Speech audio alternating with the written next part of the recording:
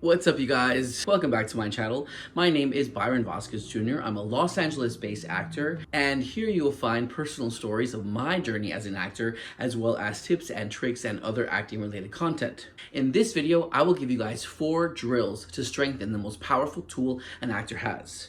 So, without further ado, let's roll the camera and action. Stella Adler famously said, "Your talent is your imagination." Sanford Meisner posited that acting is behaving truthfully under imaginary circumstances. These quotes from 2 acting legends share a common denominator, and that is imagination. Imagination.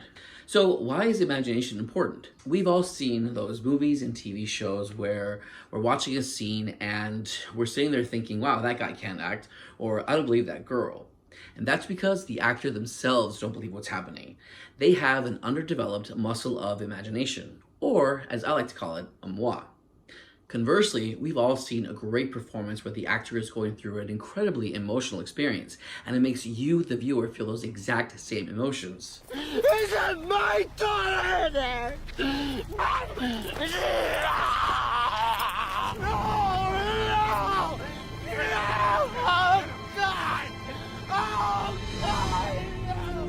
Find ourselves in tears in the movie theater, grabbing a handful of that popcorn, enthralled in the performance because that actor has a strong muscle of imagination.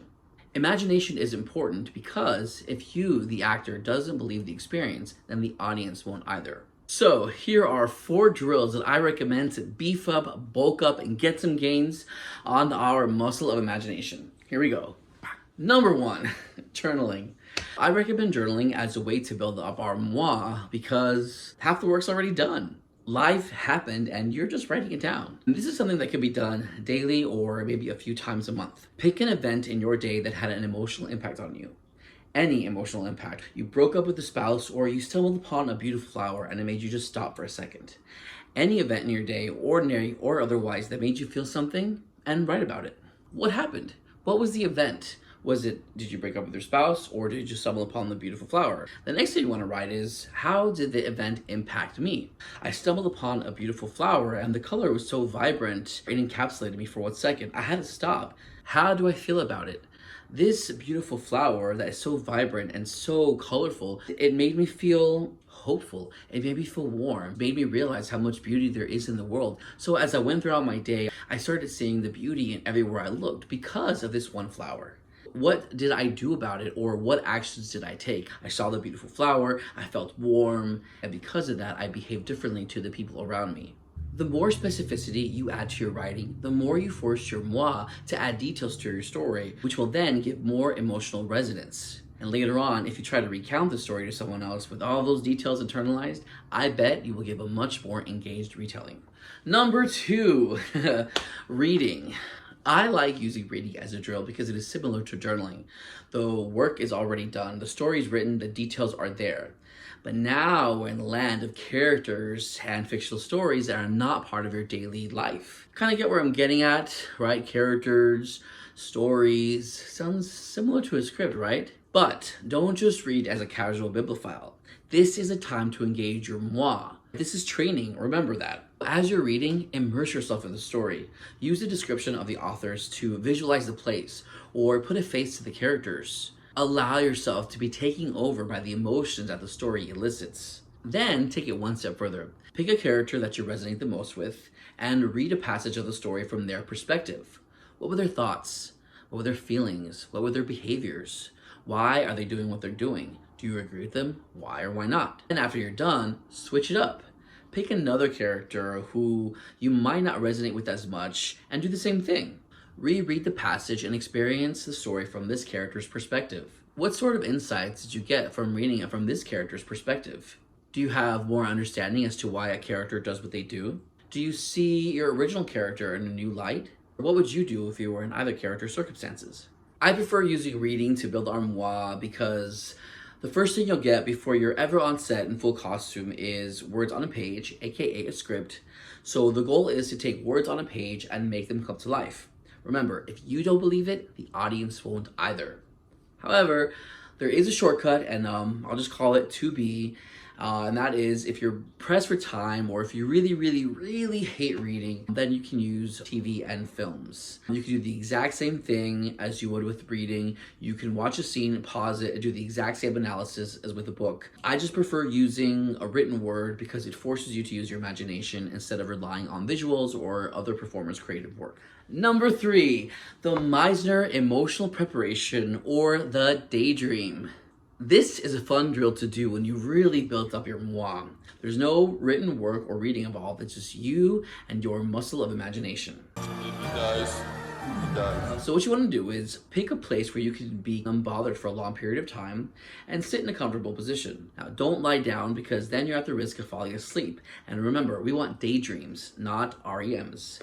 Whatever you do, don't fall asleep. Then what you want to do is pick a specific emotion that you want to feel and start creating a story in your mind that will evoke that emotion. Our goal is not the result. You shouldn't want to get to the emotion, but rather allow the emotion to arrive as a result of the story that you're living through. I want to emphasize that part again. You're living through. Remember, if you don't believe it, the audience won't either. So this is where the magic happens. Do you believe it? Start your daydream story from the beginning and progress naturally from there. Be as specific as possible. Remember when we wrote all the specifics in our journal or all the specific descriptions from the author in your book? This is where that comes to play. Be specific. If your target emotion is to be sad, then think, what would make me sad? Maybe you just found out a friend of yours had committed suicide. Then I would start my daydream from the morning I wake up and I didn't get the call until 5 o'clock that afternoon, and go through your entire day in your imagination. Know what you were wearing, know where you went, what did you eat, did you have a good day, a bad day, were you waiting for a special phone call, who told you your friend committed suicide, and what did they say exactly, and what was your response? And go on like that, so on and so forth. Create all of that in your mind and really believe it. Before you know it, your imagination will take over and your body will follow suit. You will start to feel an emotional response that you didn't even know was coming. But it didn't work the first time. So do it again. This time be more specific. Our goal isn't the result, but it's believing each moment in our daydream. These are drills, which means you have to do them over and over again until you're stronger and stronger. And once your moi is strong enough, you won't even have to start from the beginning of your daydream. You can just think of the phone call and bam, you're there. This works for any emotion, be it sad, be it happy, be it angry. Just start creating in your mind. Number 4, the improv. The last drill I recommend is the improv. The improv doesn't just mean the comedic games that you find at comedy clubs or the sketch shows. The improv is a powerful tool that an actor can use to work on their imagination. Now you can do this one by yourself or with a partner. If you have a partner and you have a scene and you know the generalities of the story, then put the script away and just start improvising the scene. Allow the improv to go where it goes and start to discover what the characters are going through underneath the lines. Remember our book drill? Why are they doing what they're doing? How do I feel about it? Improv the scene. See what emotions come up. Remember our daydream drill? You lived through that. So now allow your imagination to fully take over and see what your body does instinctively. Don't have a partner? Who cares? You can imagine someone there. And we've all done that. How many times have we had an argument with somebody that didn't go right the first time, and then the second time when we rehashed it in our minds, we really let them have it? So if a person doesn't exist, then just make one up. And then switch the characters and improv that. Don't have a script? Who cares? Just make up a story and improv that. The important thing is that you start playing and believing what you're doing. Because remember, if you don't believe it, then the audience won't either. Those are my 4 acting drills to strengthen our muscle of imagination, or our moi. I challenge you to try one every day for a month, and you will start to see some amazing gains in your imagination, and your emotional life will expand tremendously. If you do try it, please leave a comment down below. Say, I've got gains in my moi. I've got gains in my moi.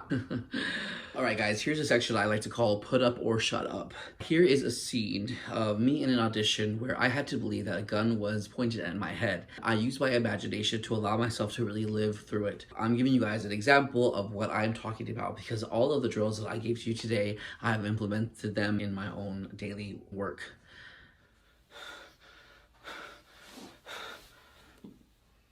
Do it! That's right. Your head's back against the wall. I'm watching you. think I won't do this? Maya, get in here. Remember Robbie and Sissy? You wanted them dead? Here they are. Take your time. Shoot them in the head. No margin for error. Decide which one you want to shoot first. No witnesses. Maya, please, we didn't mean any harm. Please. Take our money. Whatever you want, please. We messed up. Your parents came to me. You got lucky. I was gonna shoot you. Now I'm just gonna crack your nuts open. You'll never see us again. Toss your guns and stretch your legs out. Here's the deal. Not nuts. I'm gonna break your legs. One each. Why not both? Because as you gimp around the neighborhood, I want you to remember, if you come at me or Maya, I'll find you and crack the other one. And more. Toss your gun. Thank you very much. Please leave a like, comment, and subscribe for more of my personal acting stories, as well as tips and tricks and other acting related content. And for now, that's a wrap.